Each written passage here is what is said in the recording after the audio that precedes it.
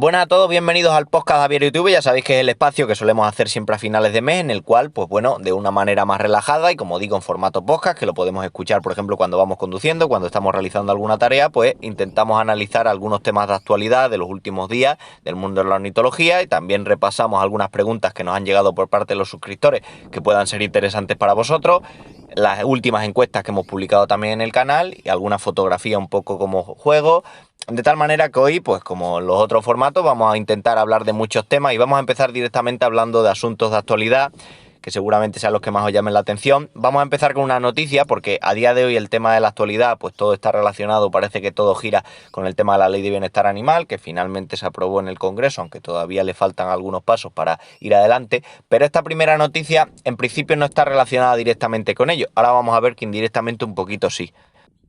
Bueno, vamos con la primera noticia que, como digo, en principio no tiene relación con el tema de esta ley, en principio tampoco debería tener relación con el mundo de los criadores de aves o el mundo de la cría en cautividad, pero ya veréis que en cierta manera sí. La habéis visto seguramente publicada en más de un medio. Dice que el escribano palustre, que es una especie de ave que cría en España de forma natural, es decir, en estado silvestre, está en peligro crítico de extinción y comenta que esta especie de ave vinculada a los humedales ha sufrido los efectos de la transformación y fragmentación de estos ecosistemas y que camina silenciosamente hacia la extinción. Así lo demuestra la comparación del último censo de Sea BirdLife y el anterior, que data del año 2005.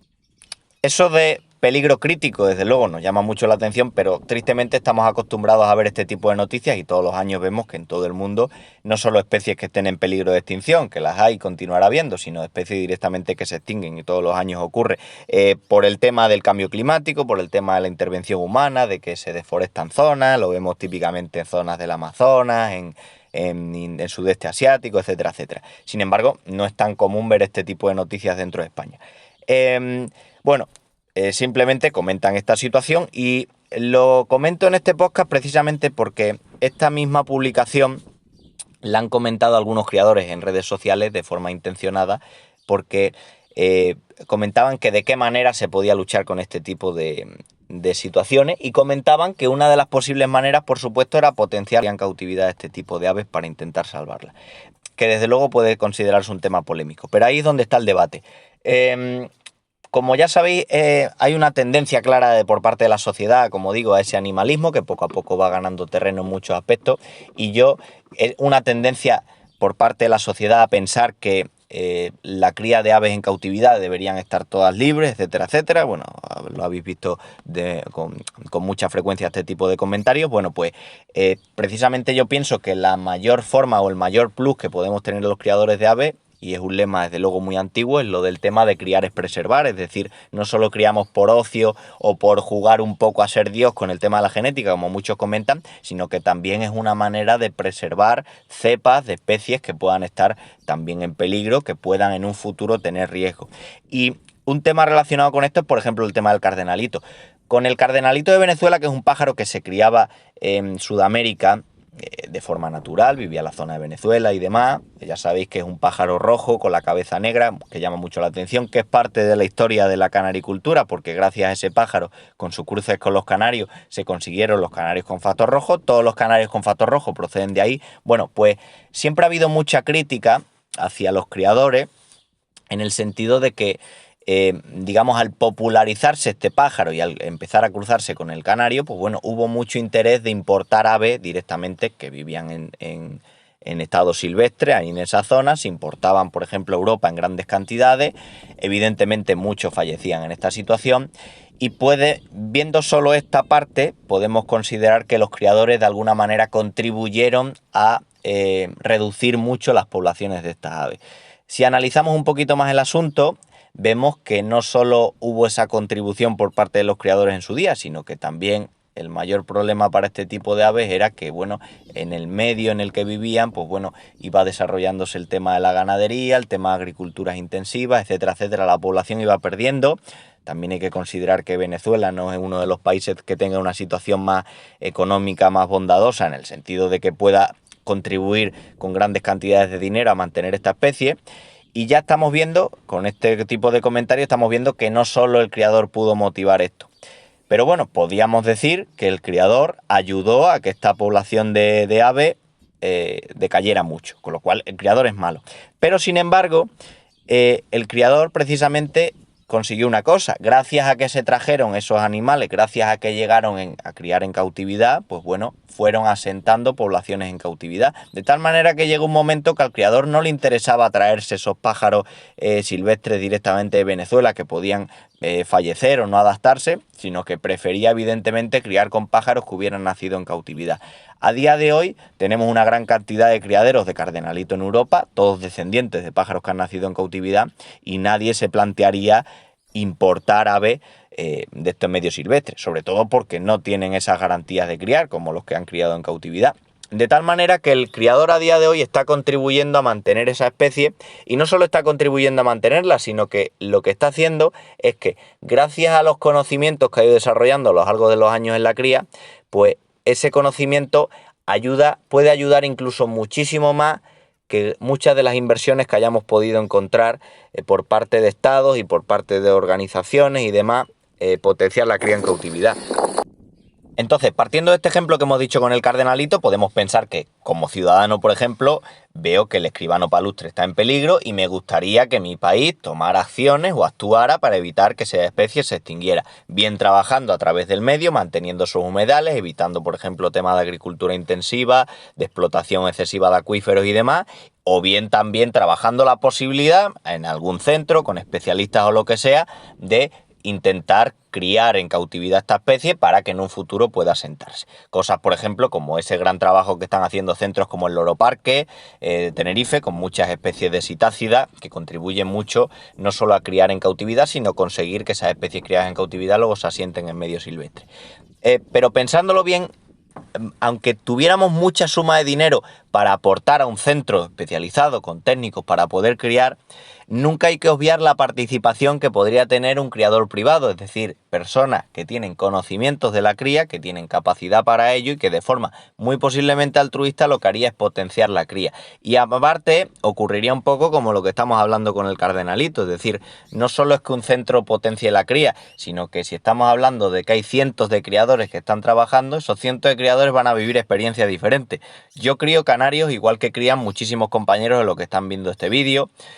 y cada uno vivimos experiencias diferentes en nuestros aviarios. Evidentemente, cuanto más años tienes, más aprendes, pero los conocimientos que tiene un compañero criando posiblemente el mismo pájaro no son exactamente los mismos que tengo yo, con lo cual, fijaos lo que ocurriría si una especie, por ejemplo, que está en peligro, potenciamos que haya criadores, por supuesto federados, por supuesto profesionales, que también la consigan trabajar y mantener. Eso incluso desde el punto de vista económico, poniéndome yo como ciudadano, creo que resultaría hasta más interesante que dedicar miles y miles de euros a un centro, que por supuesto está muy bien que haya especialistas que trabajen, pero contemplar también la posibilidad de que se trabaje de ese medio. Y esto, por eso digo que este asunto del escribano palustre, que en principio no tiene nada de relación con el mundo de la cría de aves, está muy relacionado también con esto que estamos diciendo, porque al final los criadores lo que hacemos, no solo volvemos a lo mismo, no solo es disfrutar de la cría, no solo experimentar un poquito con la genética, sino contribuir a mantener especies a través de nuestro trabajo, que la mayoría de las veces es totalmente altruista, la mayoría de las veces es por puro ocio, y ese sí que hay que contemplar ese factor.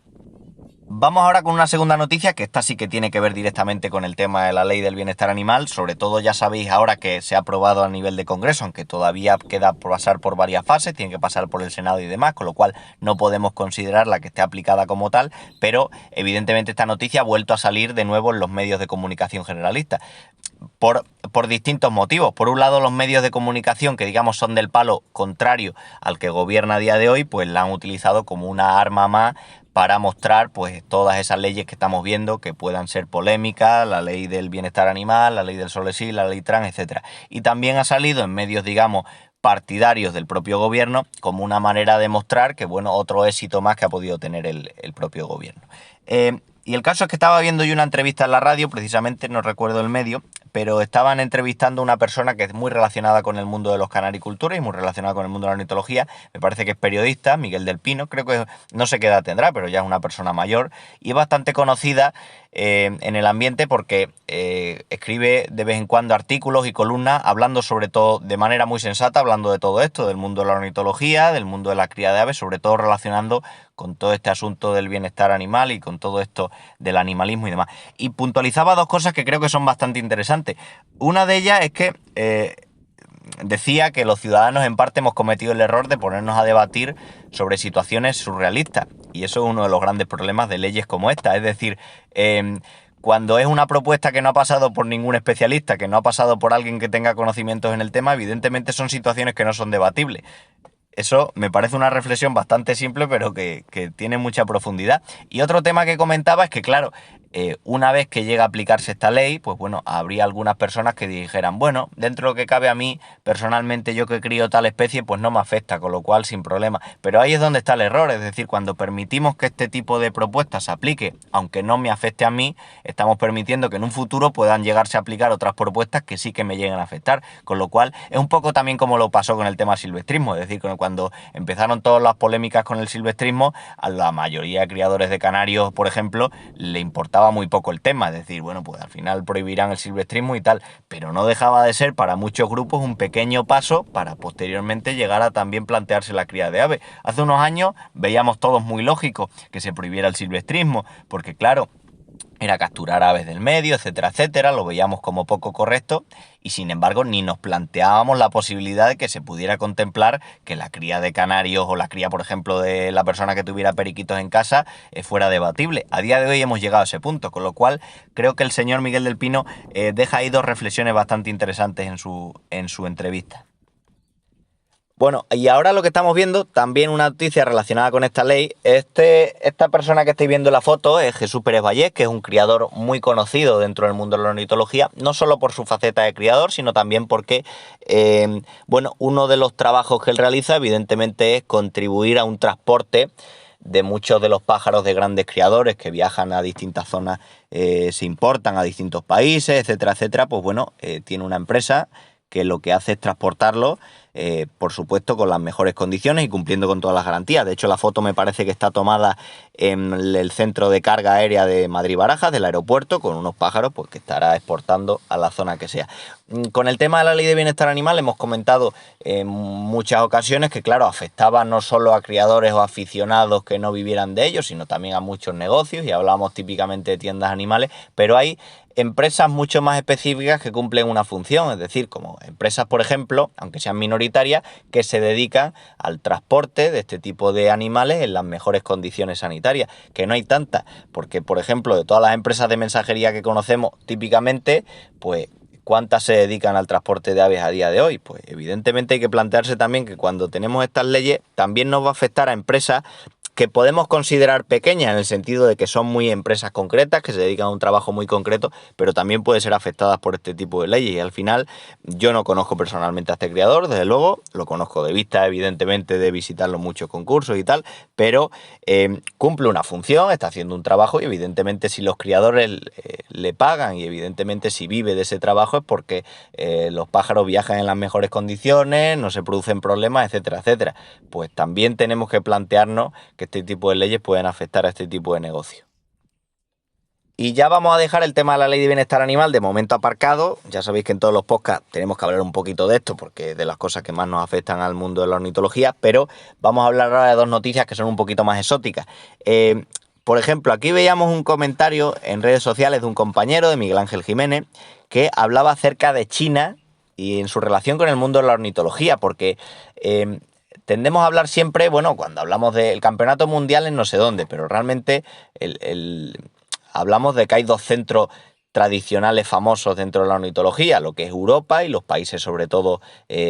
digamos, desarrollados o más desarrollados de Europa, países como Italia, Bélgica, Holanda, Reino Unido, Alemania, España, Portugal, países con mucha tradición. Hablamos mucho también de la zona de criadores, por ejemplo, de Sudamérica, de la zona de Brasil, de Argentina, que son, digamos, países más o menos punteros de la ornitología, pero hay muchos países del globo terráqueo que son muy conocidos, que no los relacionamos nunca con el mundo de la ornitología. Por ejemplo, Japón. Japón, todos nos acordamos que el oso japonés es una raza de canario de allí, pero normalmente no tenemos ni idea de cómo es la afición allí, y países de esos muchísimos.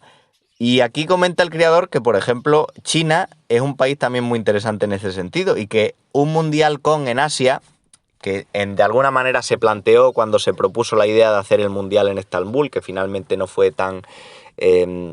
factible como en su momento se planteó, pues un mundial con el Asia sería también una manera muy interesante, no solo de impulsar la afición, sino, como comenta él, de salvaguardarla. Es decir, el futuro, comenta él, de la ornitología deportiva se encuentra en el continente asiático. Y por paradójico que suene, en esto dice hay más libertad allí que aquí. Bueno, y comenta una foto de unos criadores en un concurso en la zona de Singapur y demás. Esto en parte nos pasa a todos los europeos y lo vemos no solo con el mundo de las aves, sino también con el mundo de la economía. A día de hoy cada uno hacemos nuestra vida, tenemos nuestro trabajo, tenemos nuestra familia y no nos planteamos mucho más, pero cualquiera que esté informado en círculos económicos sabrá que a día de hoy cada vez Europa importa menos dentro del mundo y cada vez tiene menos influencia y prácticamente las grandes decisiones económicas pues se toman, hablamos siempre de países, Estados Unidos, de China, de grandes potencias, es decir, Europa se está un poco convirtiendo en, digamos, un parque temático donde hay muchos países que tuvieron mucha historia en un pasado y mucha importancia en un pasado, pero a día de hoy hay grandes potencias, por ejemplo el desarrollo que está teniendo la India, desarrollo también de Brasil, desarrollo sin duda de China, que no las consideramos. Pues si tenemos que pensar que a día de hoy el centro económico se está desplazando más hacia el Pacífico, también tenemos que considerar, como la ornitología no deja de ser, lo decimos siempre, un ejemplo de todas las cosas que nos suceden en el mundo, pues también vemos que en la ornitología este tipo de países, a medida que van desarrollando, también irán ganando importancia. Y a día de hoy lo que decimos, no pensamos en ningún momento en China cuando hablamos de ornitología o de avicultura. No pensamos tampoco, porque evidentemente son gobiernos muy herméticos, pero quién sabe si en un futuro tendremos que hablar de que las grandes potencias estarán desarrolladas en otros países muy distintos a los que tenemos ahora. Pues eso también hay que planteárselo. Y ya por dejar los temas de actualidad, acabar con una foto que me parece muy bonita, que es de ya hace un tiempo, del pasado Mundial de Nápoles, y que seguramente la habéis visto más de uno en redes sociales, que es donde vemos una jaula donde hay una serie de pájaros un poco raros, son, digamos, yo no sé exactamente decir qué especies son, pero son parecidos así, algo así como cigüeñuelas, es decir, alguna especie zancuda, parecida a una cigüeña pequeñita, que veíamos que estaba expuesta también en el concurso del Mundial de Ornitología. Y es que normalmente no lo pensamos, pero en prácticamente todos los concursos de ornitología, típicamente, el 75% de los pájaros hablamos que son canarios, es decir, de cada 4 pájaros muy posiblemente 3 sean canarios. Habitualmente confundimos canaricultura con ornitología, porque una gran mayoría de criadores, entre por ejemplo los que me incluyo, nos dedicamos a la canaricultura, pero hay muchísimas especies dentro del mundo de la ornitología que se pueden criar, muchísimas especies que se trabajan y muchísimas especies que también pueden participar en este tipo de eventos, y eso no lo podemos olvidar nunca. Es decir, yo suelo, por ejemplo, hablar mucho de canaricultura, que es lo que más me interesa, la mayoría de gente que me ve le interesan los temas de canaricultura, pero nunca podemos olvidarnos de todas las especies que están relacionadas, que aunque se críen de forma testimonial y aunque en un mundial o en un nacional pues lo lleve un criador todos los pájaros de esa especie y demás, pero siempre hay que intentar contribuirlas para seguir viéndolas, porque una manera también de defender la ornitología no solo centrarla en canaricultura, sino centrarla o ampliarla a toda la cantidad de especies que podemos mantener y que podemos criar en aves, con distintas alimentaciones, con distintas formas de criar, un mundo completamente inmenso. Y esto, pues bueno, no deja de ser una foto anecdótica de la zona de exposición de este tipo de pájaros, pero también es un ejemplo de esto que estamos comentando.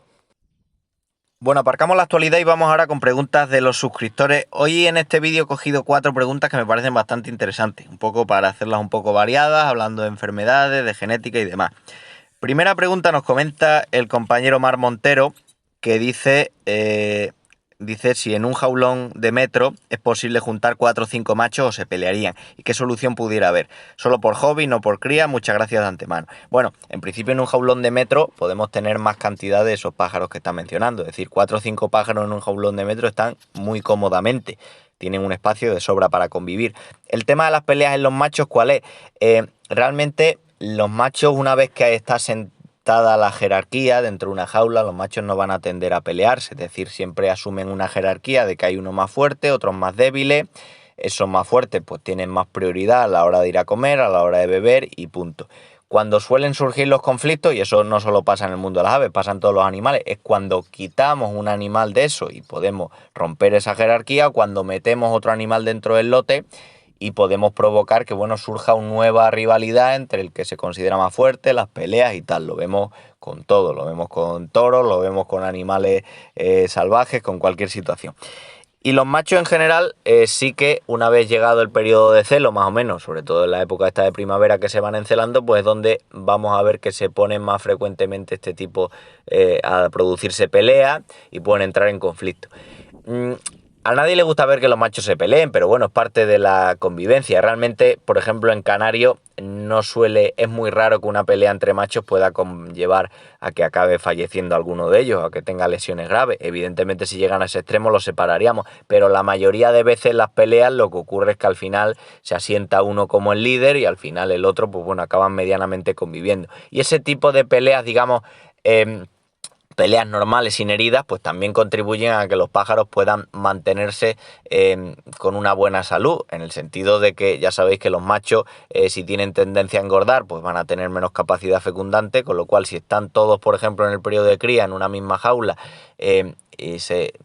mueven entre ellos, tienen una dieta ligera y aparte, bueno, entre las peleas van para allá, para acá, pues también ayudamos a que esos animales se mantengan medianamente en forma. Siempre, como digo, evitando que si hay un pájaro que es más conflictivo y que pueda hacer daño a los otros, pues evidentemente habría que quitarlo. Pero podemos considerarlo como algo normal. Vamos ahora con otra pregunta, que esta tiene que ver con el mundo de la veterinaria, el mundo de las enfermedades. En concreto nos hablan del vaico. Ya sabéis que el vaico siempre se cuestiona, siempre se comenta, porque el vaico es seguramente uno de los tratamientos más eficaces contra la coccidiosis, como ya sabéis que es una de las enfermedades que más afectan al mundo de las aves. Y lo que comenta este criador es una pregunta muy típica, y es que dice: muy buenos días, quisiera hacerle una pregunta. He visto que para el tratamiento de coccidiosis, para darle el vaico, hay que dárselo con vitamina B más K. Mi pregunta es si si puede ser también con un complejo B. Muchas gracias, espero su respuesta. Tradicionalmente lo que se decía es que cuando dábamos un tratamiento para la coccidiosis teníamos que aportar vitamina K a los pájaros. La vitamina K es una vitamina que contribuye a la coagulación de la sangre, es decir, cuando tú te haces una herida, la herida tiende a cerrarse y eso es porque tenemos una buena coagulación. Si no, lo que pasaría es que la herida seguiría brotando la sangre, con lo cual es un mecanismo natural, y una vitamina que contribuye a ello es la vitamina K. Y se recomendaba normalmente eso, pero no se especificaba muy bien para qué. Siempre se había dicho que de entre todos los tratamientos que podemos utilizar para los cocidios, que no solo hay un único tratamiento, mucha gente piensa solo en vaicos y punto, pero existen otros tratamientos. De hecho, muchas veces es recomendable alternar distintos productos para evitar resistencias. Pues bueno, uno de los tratamientos que tradicionalmente se usaban es la sulfamida, que son un tipo de antibióticos que tiene eficacia frente a este tipo de parásitos, frente a los cocidios, y que también tienen eficacia frente a otras bacterias. Con las sulfamidas lo que ocurría es que las sulfamidas en principio se consideran como un fármaco que puede afectar a la coagulación de la sangre, con lo cual teníamos que considerar utilizar, después de un tratamiento de estos, aportar, por ejemplo, vitamina K para mejorar la coagulación, para evitar ese riesgo que nos aportaba el uso de ese fármaco. En principio, por tanto, si en vez de utilizar sulfamidas utilizáramos el vaico, en principio no tendríamos que considerar este riesgo. Lo que sí es verdad es que tenemos que entender cuál es el mecanismo de acción del cocidio. El cocidio muchas veces lo que provoca es un daño en el enterocito, es decir, en la célula del intestino, y ese daño puede provocar que se rompan algunos vasos del intestino. Ese daño es lo que hace que cuando tenemos un pájaro afectado de coccidiosis veamos que esté muchas veces completamente delgado y en la quilla, porque si tenemos dañadas las células del intestino, tenemos dañada también la absorción de nutrientes, y si el pájaro no absorbe los nutrientes, evidentemente pues cada vez se va notando más flojo y más delgado. Con lo cual sí que es cierto que incluso dando un tratamiento de vaico podría ser recomendable utilizar un complejo, por ejemplo, de vitamina K, para evitar pues esos pequeños daños que pudiéramos tener de algunos vasos que se hubieran roto o hemorragia. Lo del tema de la vitamina B, sobre todo porque la vitamina B realmente hablamos de vitamina B, pero en realidad tenemos que hablar de complejo B, es decir, vitaminas B tenemos la B1, B2, B3, muchas de ellas, ¿no? Cada una tiene unas funciones muy concretas. Y sí que es cierto que en general los complejos de vitamina B lo que se menciona siempre es que ayudan a regular el metabolismo y ayudan, por eso son muy interesantes en un estado de convalecencia, es decir, son muy interesantes cuando tenemos un pájaro que se está recuperando una enfermedad, porque ayuda a espabilarse el pájaro, ayuda a que tenga más apetito, con lo cual en general, sin hablar en concreto de ninguna enfermedad, podemos decir que dar vitaminas B a un pájaro después de superar un proceso de enfermedad, pues ayudamos a que el pájaro tienda a recuperarse, ¿vale? Con lo cual sí que podría ser interesante lo que menciona el compañero, utilizar un complejo de vitamina B más K, porque tradicionalmente la vitamina K para pájaros, a día de hoy la mayoría de suplementos lo encontramos que viene combinada con la vitamina B, o directamente incluso poder utilizar solo un complejo de vitamina B. Ahora vamos con una pregunta de genética que nos dice una pregunta respecto a ligadas al sexo recesiva. Nos dice, ¿cuál es la diferencia en aspecto físico de una hembra no mutada XY y una con la mutación XSY? Gracias por su pronta respuesta. Bueno, lo que quiere comentar aquí el compañero es si hay alguna diferencia físicamente entre un pájaro que porte una mutación y un pájaro que no la porte. Es decir, siempre que hablamos de genética hablamos de fenotipo, que es lo que vemos externamente en el pájaro, el aspecto de la pluma, por ejemplo, y de genotipo, lo que lleva dentro, por ejemplo, que porte un determinado gen de una determinada mutación. Y muchas veces se comenta si se puede diferenciar un pájaro no portador de uno portador simplemente viendo el fenotipo. En principio, para la mayoría de mutaciones tenemos que considerar que no podemos distinguirlo. De hecho, por eso es muy importante que cada vez que criemos apuntemos la genética que pueda tener un pájaro, para saber si ese pájaro es posible portador, si ese pájaro porta un gen o no. Y ese trabajo es por parte del criador. Pero sí que es cierto que un criador que se dedique, digamos, más especializado a una determinada gama puede descubrir diferencias en el aspecto físico entre un pájaro que porte una determinada mutación y el que no. Yo, por ejemplo, con el tema de la variedad que crío, que es una variedad muy clásica, que es el amarillo mosaico, yo una de las mutaciones que crío con el amarillo mosaico es el marfil, y de vez en cuando todos los años saco pájaros portadores de marfil. En principio, un amarillo mosaico clásico no se distingue de un amarillo mosaico clásico portador de marfil, pero sin embargo uno acaba viendo dentro de su propia cepa como incluso sin haber apuntado determinados datos, ese pájaro portador tiene algún detalle que le llama la atención y que le resulta un poco diferente. Por eso hicimos un vídeo hace ya años hablando del efecto portador, es decir, mutaciones que mostraban algo en el fenotipo que hacían evidente que distinguiéramos entre un pájaro que fuera portador y otro que no. Sin embargo, por norma general tenemos que considerar que no podemos distinguirlo, con lo cual es necesario que siempre lo intentemos apuntar todo al máximo. Y luego la última de estas 4 preguntas puede parecer un poco tonta, pero no lo es del todo. Nos comenta un criador que seguramente tenga poca experiencia en el tema de la canaricultura, que tiene un canario con un bulto cerca de la cloaca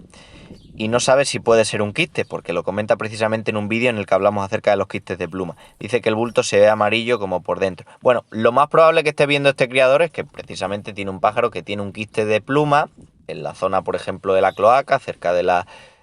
relacionado con las plumas de la cola, y es lo más habitual, es decir, un tumor benigno que tiende a caerse, secarse, etcétera, etcétera. Muy común en determinadas razas, etcétera, etcétera. Pero hay veces que nos encontramos con criadores que se dan cuenta de que todos los pájaros de forma natural tienen un pequeño bultito en la parte de arriba de la cola, es decir, donde conecta la cola con el resto del cuerpo, pues tienen un pequeño bultito, que a su vez ese bultito tiene como una especie de pezoncillo. Eso es la glándula uropigia, que es una glándula que todos los pájaros, todo este tipo de pájaros tienen de forma natural y que la utilizan para ayudar a limpiar el plumaje, es decir, a partir de esa glándula pues se extrae como una especie de cera que ayuda a mantener el plumaje bien.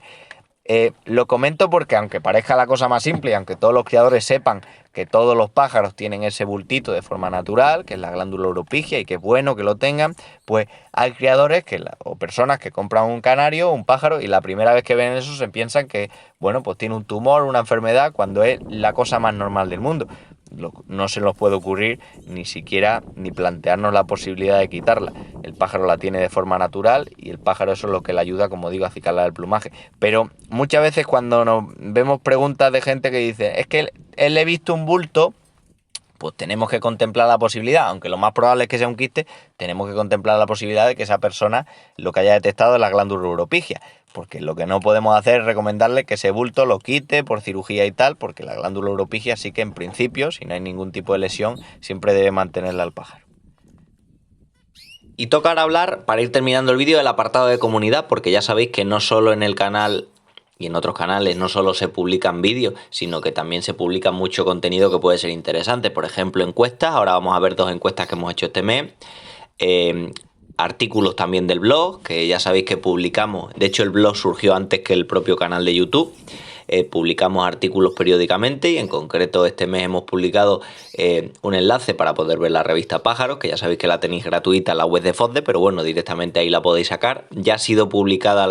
la última revista, la 133, con lo cual en el próximo mes, en cuanto empecemos, pondré otro enlace para que la podáis obtener también a partir de ahí. Y por comentar algunos aspectos,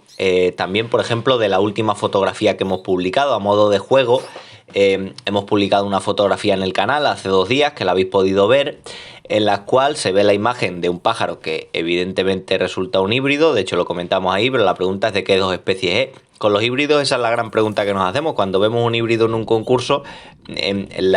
Antes de ver un poco las características y si cumple o no más o menos el estándar, si es mejor o peor, intentar adivinar de qué 2 pájaros puede venir y más que de los 2 pájaros, incluso saber cuál es el macho, o de qué especie es el macho y de qué especie puede ser la hembra, o si hay algún tipo de mutación. Es una de las cosas entretenidas viendo híbridos. Pues en la foto vemos un híbrido y los distintos comentarios, la mayoría de gente ha comentado y ha acertado que es un híbrido de un jilguero por un camachuelo. Sin embargo, pues bueno, algunos también han comentado que podría ser híbrido de camachuelo por piquituerto, algunos jilguero por pico gordo, jilguero con verderón, también han comentado algunos, por ejemplo, pero realmente este pájaro, esta imagen que estamos viendo es la de un jilguero cruzado con un camachuelo, que desde luego son 2 pájaros espectaculares que salen de ese cruce. A mí en general la mayoría de híbridos de camachuelo llaman mucho la atención, además porque son pájaros que suelen tener mucho volumen, mucho tamaño, pues un pájaro precioso. Y vamos a comentar también acerca de las 2 encuestas que hemos publicado en el canal en los últimos días. En el último mes hicimos una primera pregunta, la primera encuesta, hablando acerca del tema de la luz artificial para la cría. Preguntábamos si utilizarás en tu aviario luz artificial para la cría de aves. Bueno, pues a día de hoy, con los comentarios, hemos podido ver con 580 votos que el 50%, el 54% de los criadores comenta que utiliza luz artificial para criar en sus aviarios y el 46% no. Yo aquí me ha sorprendido un poco el resultado de la encuesta porque, bueno, esperaba que hubiera más criadores incluso que utilizaban la luz artificial, porque a día de hoy está mucho más generalizada el uso de luz artificial que antiguamente. Sin embargo, pues bueno, vemos que el resultado es bastante parejo, de que todavía nos encontramos con una gran cantidad de criaderos que utilizan un sistema de cría natural, por ejemplo, aviarios que son al exterior, como en mi caso, y otros que aprovechan también las ventajas de tener luz artificial. Con luz artificial nos podemos permitir, es uno de los grandes avances de la ornitología, nos podemos permitir el criar en aviarios, sobre todo, por ejemplo, sótanos que no tengan sistema de luz tradicional. En la mayoría de aviarios grandes lo utilizan. Nos podemos permitir también adelantar un poquito el periodo de cría, de tal manera, programando las horas de luz que reciben los pájaros, adelantamos su celo, aunque sea de forma artificial, y de esta manera, aunque pueda ser un poco antinatural verlo así, pero de esta manera ayudamos, por ejemplo, a finalizar la cría un poquito antes en zonas como pueden ser muchas zonas de Andalucía, del sur de España, en general en España, donde, bueno, pues a partir de ciertos meses de final de la primavera ya en muchos aviarios es muy difícil criar por las altas temperaturas. Bueno, pues de esta manera lo facilitamos un poco, pero los resultados han sido eso, con lo cual unos cuantos más criadores utilizan luz artificial que el sistema natural, a día de hoy ha ganado, pero no, la diferencia no es muy alta, 54% el uso de luz artificial y 46% los que no la utilizan. Y la otra pregunta era acerca de qué tipo de pasta de cría utilizabas, cuál preferías en la temporada de cría, la pasta mórbida o la pasta seca. Y donde aquí sí que se ve el resultado que ha ganado por goleada la pasta mórbida. El 76% de los criadores dice que es la que utiliza y el 24% utiliza la pasta seca. También es cierto que ha habido varios comentarios en la encuesta diciendo que de criadores que jugaban un poquito con las 2 pastas, que es lo que me pasaba a mí. Esa opción no la damos en la encuesta, pero criadores que, por ejemplo, dejan la pasta mórbida de forma libre en un comedero, por ejemplo, y que para mezclar con el cuscús o con alguna sustancia húmeda utilizan la pasta seca para los pichones. Es decir, también hay muchos criadores que juegan un poco con las 2, que utilizan las 2 en la cría, lo único que para distintos fines. Pero en general, para la mayoría la pasta mórbida es la más versátil, porque es una pasta que podemos utilizar prácticamente durante todo el año. Al ser mórbida por esa cantidad de aceites y de grasas, para los pájaros resulta mucho más apetecible porque al final la grasa da esa palatabilidad a los alimentos y al final resulta más atractivo. Y muchas veces lo que más nos interesa no solo el valor nutricional de la pasta, sino que los pájaros se la coman bien. Por ejemplo, para la muda, pues nos interesa, si pigmentamos por ejemplo nuestro pájaro, que la pasta se la coman muy bien, o en cualquier otra situación. Por eso la pasta mórbida suele ser la más versátil. Sin embargo, por ejemplo, de cara a utilizar, por ejemplo, para la alimentación de los pichones, la pasta seca es muy útil, y tradicionalmente la pasta seca tenía unos niveles más altos de proteína que la mórbida. A día de hoy sí que encontramos mórbida con unos niveles altísimos también de proteína, con lo cual no hablamos tanto de esta diferencia, pero bueno, refleja la encuesta que la gran mayoría de criadores, el 76%, prefiere utilizar directamente pasta mórbida, en concreto para la temporada de cría, respecto a un 24% que utiliza la pasta seca. Bueno, y para ir terminando el vídeo, quiero hacer como novedad en este podcast también un apartado, que intentaré publicarlo en todos los podcasts que iremos publicando a lo largo de todos estos meses, un apartado también de recomendaciones, en concreto recomendaciones tanto de canales, que podemos ver otros canales con distintas maneras de ver la ornitología dentro del YouTube, o también, por ejemplo, recomendaciones de lectura, que siempre, bueno, pues hay muchos creadores que les gusta también disfrutar de la afición también leyendo algún libro, leyendo cosas relacionadas con la temática, y online es verdad que podemos encontrar muchas de estas cosas. Voy a empezar con la recomendación de canales de YouTube, porque la gente que ve mi canal también, la mayoría de ellos, al ser una temática muy concreta de nicho, pues también ven otros canales, y hay muchos compañeros también que, bueno, pues dedican parte de su tiempo a comentar sus experiencias, a comentar algunas cosas dentro del mundo de la ornitología. Esto es muy bonito porque podemos aprender prácticamente de todo y podemos ver distintas visiones de la ornitología, y por eso muchas veces yo, por ejemplo, es cierto que soy un usuario, consumo muchísimo YouTube tanto viendo vídeos como en formato podcast y demás, y consumo también muchos vídeos relacionados con el mundo de la ornitología, y de hecho todos los meses procuro investigar un poco para intentar descubrir canales nuevos, porque todos los meses se publican nuevos canales con el mundo de la ornitología y siempre me gusta verlo. Incluso criadores que podemos decir que son más novatos o que cuentan un poco su experiencia con aviarios muy, muy básicos, pues todos al final nos pueden aportar algo.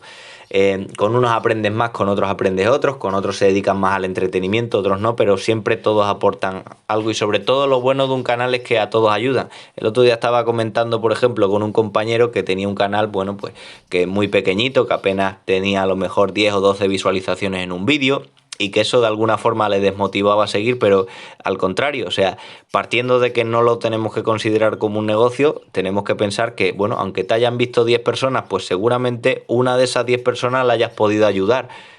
con lo que estás comentando, con lo que estás explicando, simplemente dando tu experiencia, con lo cual ya solo con eso ya merece la pena. Es decir, porque tenemos que pensar que antiguamente no había tantas opciones de aprender, y si nosotros de esta manera conseguimos ayudar a gente, conseguimos, aunque no sea ayudar, aunque sea solo entretener y hacer pasar un rato agradable a gente, pues ya con eso merece la pena. Con lo cual todos los canales mínimo los ve una persona, con lo cual siempre todos los canales ayudan de alguna forma. Habrá algunos que tengan más éxito, otros que tengan menos, habrá unos que tengan un público más generalista, otros que no, habrá algunos que se dediquen más a criadores un poco más profesionales y otros, digamos, aficionados que están empezando, pero todos son interesantes. Y por eso hoy quiero recomendar un canal que me parece muy interesante, que ya es cierto que ya lo he recomendado en más de una ocasión, tanto para criadores que estén empezando como para criadores que, digamos, lleven muchos años en la afición, que es el canal de Fernando Cañada, aunque publicado como tal es Fernando Canada, sin la ñ, que es un criador español, pero aparte de ser un criador español con mucha experiencia, sobre todo en la cría de canarios de postura, es un criador que tiene un detalle llamativo, es que vive en Inglaterra y nos cuenta también un poco cómo es el mundo de la ornitología en ese país, que yo creo que es el rasgo más identificativo de este canal y lo más exótico, porque siempre se dice que viajar nos abre la mente, pero a día de hoy con las tecnologías podemos viajar desde casa y podemos ver distintas maneras de ver el mundo, de ver la afición también de esa manera. Y en concreto yo con este canal pues he podido tener la oportunidad de ver muchos concursos, ver también distintos criaderos, ver otra manera de criar. Cuando hablamos de Inglaterra dentro del mundo de la ornitología, Inglaterra suele ser un país bastante hermético en este sentido, y a muchos criadores nos da la sensación, cuando vemos criaderos de allí o hemos tenido la oportunidad de viajar allí, que es como retroceder en el tiempo en muchos aspectos, porque nos encontramos con muchos aviarios pequeñitos, muy artesanales. No es habitual ver, por ejemplo, tan habitual ver las rejillas como las parrillas de las rejillas, como vemos aquí en la jaula. Vemos muchos aviarios que no tienen jaulas precisamente modernas, sino todo lo contrario, un sistema antiguo con maderas y tal, pero aparte son criadores que tienen bastante tendencia a tener aviarios pequeños muy especializados, a especializarse en una gama en concreto, a ser... No diría que sean criadores herméticos, porque también evidentemente disfrutan de la afición con los compañeros, pero sí criadores aviarios un poquito más íntimos. En el tema de los concursos también es bastante diferente, porque no solemos ver muchos criadores ingleses en los campeonatos mundiales, y la mayoría de esos concursos que realizan allí pues son concursos pequeños, especializados en una gama, por ejemplo, o en pocas gamas, concursos que suelen durar un solo día, donde los pájaros van a la exposición y vuelven. Digamos que la visión que tienen de la ornitología en general es muy diferente a la que tenemos la mayoría de países dentro del mundo de la ornitología, que es lo que estamos acostumbrados, con lo cual este canal precisamente me parece muy interesante para ello. Así que si no lo seguís ya, si no estáis suscritos, os lo recomiendo, el canal de Fernando Canada. Y luego, para hablar un poco de lectura, que podéis aprovechar, pues bueno, ya que inauguramos la sección hoy, pues quiero comentar simplemente 3 revistas que podemos obtener en España, algunas incluso de forma gratuita ya, y que son desde luego muy interesantes. En España, dentro de lo que es la ornitología deportiva, solemos hablar normalmente de 3 revistas. Hay una 4ª revista que se publicaba antiguamente, que es la revista de Ornitología España Ornitológica, que es una revista que yo he hablado más de una vez en el canal, muy interesante, publicada por los hermanos Belver, que ya no se publica, y que incluso aunque sea una revista pasada, tiene muchos artículos que puedan ser interesantes todavía, y han pasado muchos de los artículos por prácticamente 30 años, pero a día de hoy no se publica. Entonces, ahora nos encontramos la revista que publica FOSDE, revista federativa, que es la revista Pájaros, que la podéis encontrar directamente si os metéis en la web de FOSDE, pues ahí podéis tener acceso. A día de hoy todas las revistas que publican son online. Antiguamente era la revista que recibíamos los criadores que estábamos federados en esa federación, que antes se publicaba en formato papel y que ahora pues nos la encontramos únicamente en formato online, y la podemos obtener de forma gratuita, como digo, en la propia web de FOSDE. Luego otra revista también muy interesante, que es la revista Nuestros Pájaros, que podemos tener acceso a revistas antiguas también metiéndonos en la web de Nuestros Pájaros y poder verlas online.